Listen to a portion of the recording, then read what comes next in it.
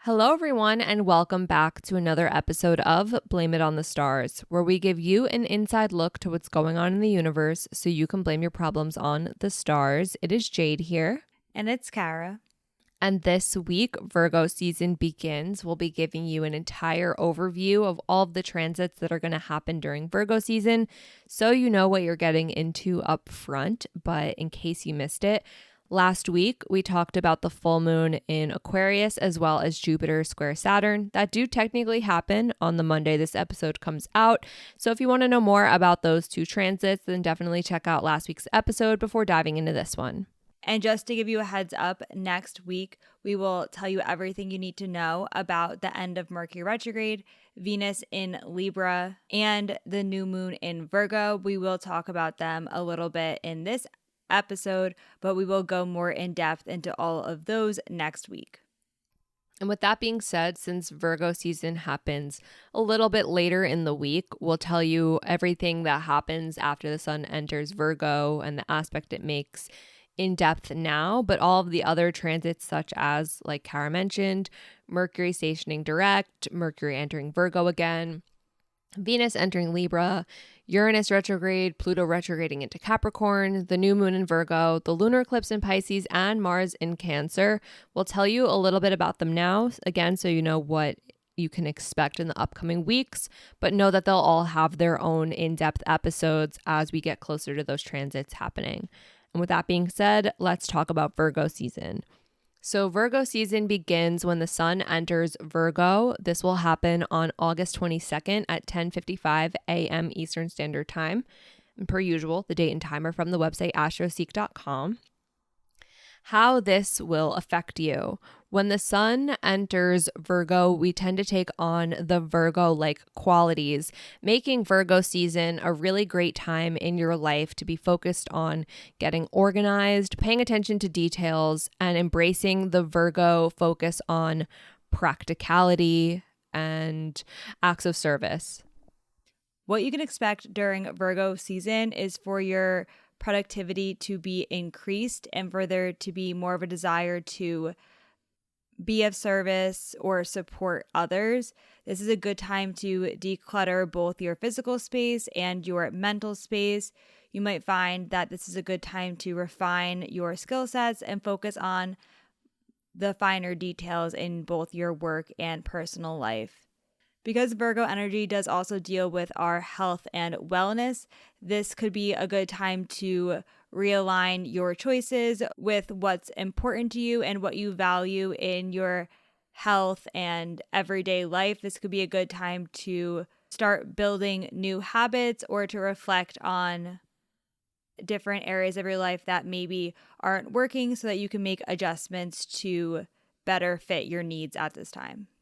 There are some key dates you're going to want to pay attention to. These are the aspects that the sun will make while it transits through Virgo.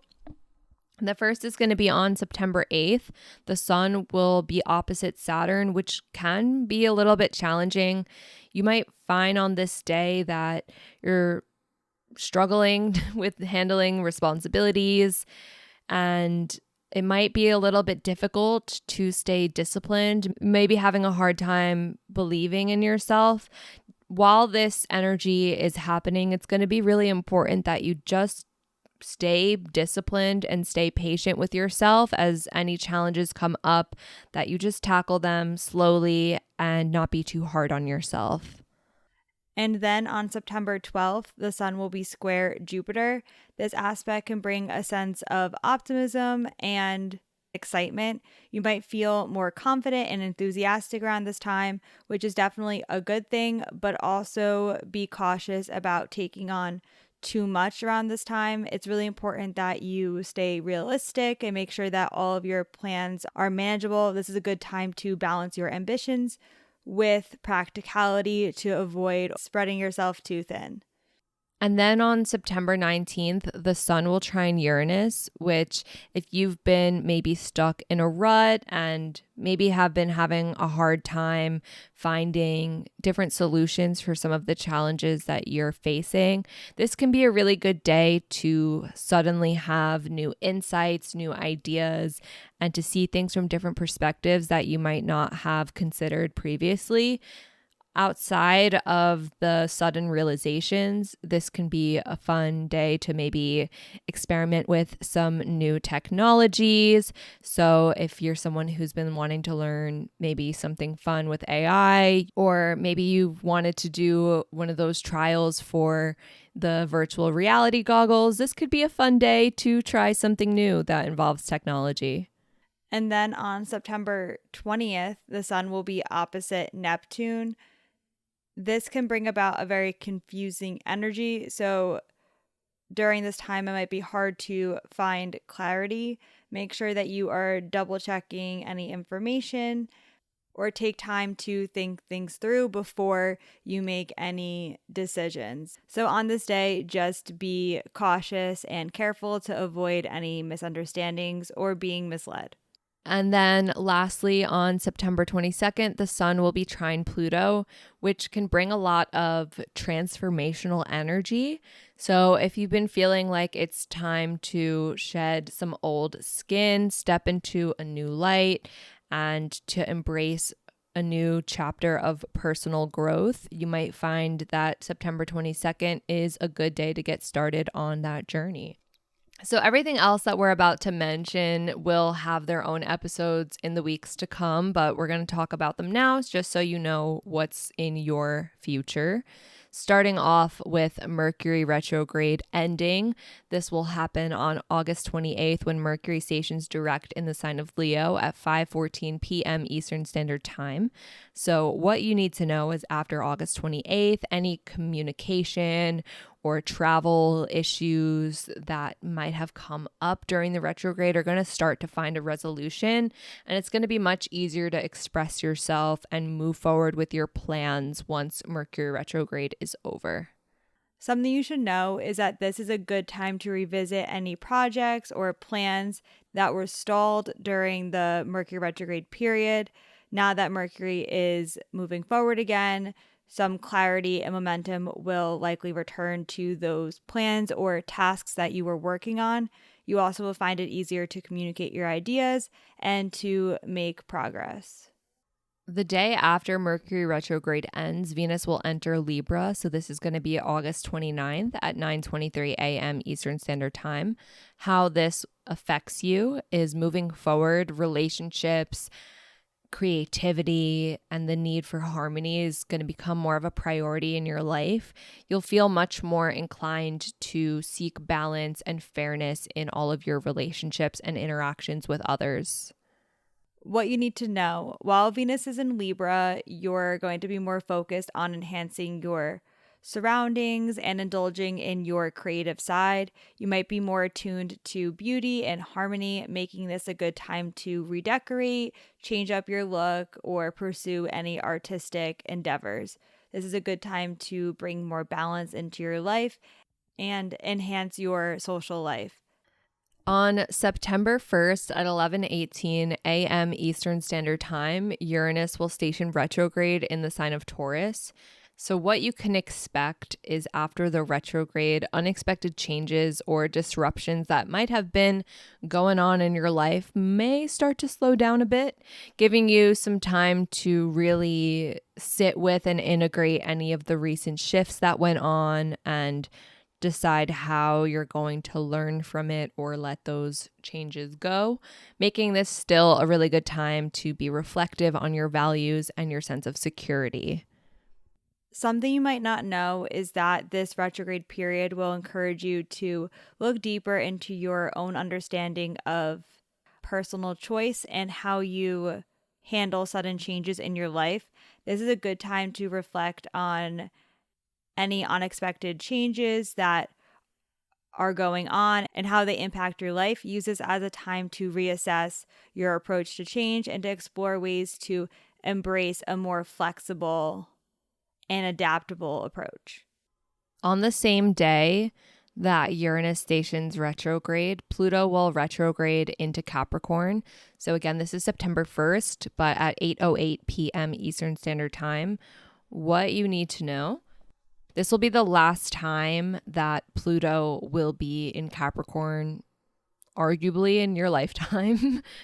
Since this is an outer planet, this is more of a societal type transit than one that impacts us on a personal level. But still, during the retrograde, it's really a good time to review and integrate any past changes or ways that you have learned since Pluto entered Capricorn way back in 2008.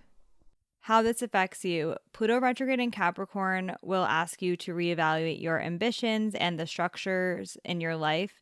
During this time, you might feel driven to reflect on your career goals and the systems in place that you rely on. This is a good time for growth and deep transformation as you're able to realign your goals and the structures of your life to better support your long-term goals. Then on September 2nd at 9:55 p.m. Eastern Standard Time, we have the new moon in Virgo. Something you should know is that new moons are all about setting intentions and starting new beginnings. And since this is going to be in the sign of Virgo, it's a really good time to be setting intentions surrounding your work life, your health, and your daily routines. And it's also a good time to start organizing or find ways to improve efficiency in your life. What you can expect. The new moon in Virgo will bring more of a focus on practical matters and bring about a strong desire to create order in your life.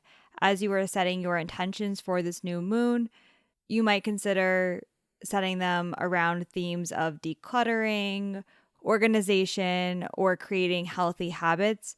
This is a good time to make any changes or start new projects that are going to enhance your productivity and overall well-being.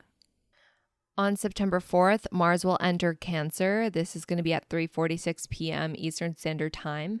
How this affects you: you'll notice that your drive and ambition might shift to one that's a little bit more protective, and there can be more of a desire or motivation to nurture your personal life or your home and family environment, and emotions might be starting to get a little stronger.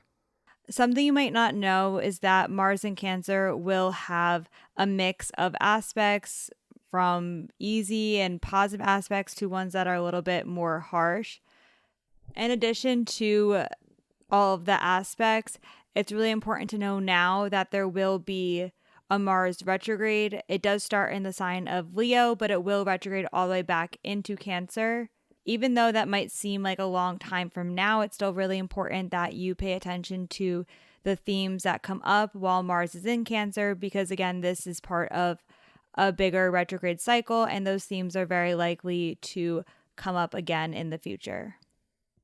The next thing that'll happen during Virgo season is Mercury re-entering Virgo on September 9th at 2:50 a.m. Eastern Standard Time. So that could be September 8th, depending on where you are in the world.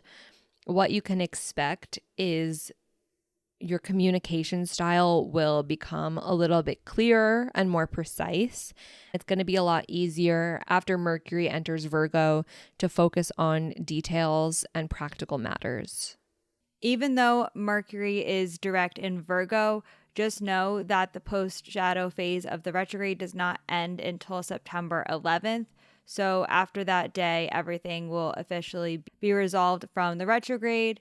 And as Jade mentioned, then your focus in terms of Mercury and Virgo can shift on the Virgo themes, which again deal with organization and practicality. And lastly, we close out Virgo season with the lunar eclipse in Pisces on September 17th at 10:34 p.m. Eastern Standard Time. What you need to know is this eclipse can bring some powerful emotions into your day and into your life. And since Pisces is a fairly spiritual sign, your intuition might be a lot stronger during the lunar eclipse. And since next year the North Node will enter Pisces, there will be more of these Pisces eclipses to come in your life. Something you should know is that lunar eclipses are full moons, making it a good time to release any old patterns or things that are coming up around this time. Because eclipse energy can be very unpredictable, instead of taking action, it's better to let things unfold naturally. And that is it for Virgo season. Reminder, next week we'll be talking all about the end of Mercury retrograde, as well as Venus entering Libra and the new moon in Virgo. So if you want to know more about those 3 transits, then make sure wherever you're listening to the podcast, you are subscribed with the notifications turned on so you don't miss when we post next week.